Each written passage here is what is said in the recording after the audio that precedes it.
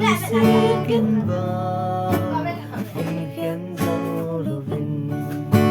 xuân tiền gian tiền anh có cội về anh xin anh nghe dâu là chung ghét thì ha sân na anh dâu hơi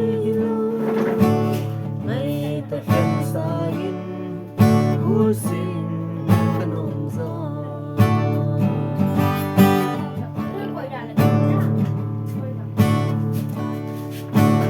ai đang lệ ngà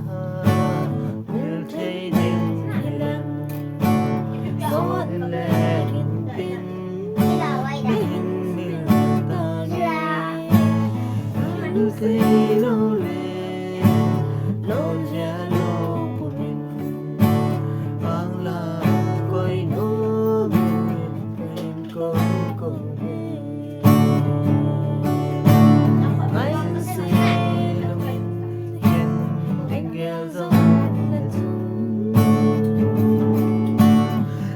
thì ha sana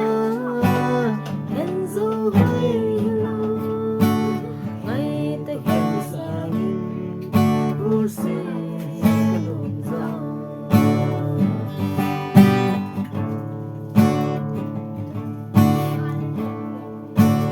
lung xiết nan ba in khen dâu ca pi đâu lệ Alem bi ding va om pon te mea ang la koi no ve gahin ko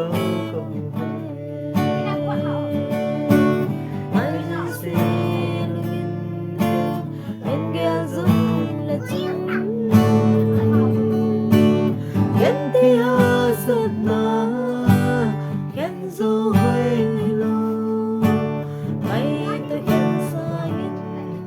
in xin kanon za ngay tới hiện sa in xin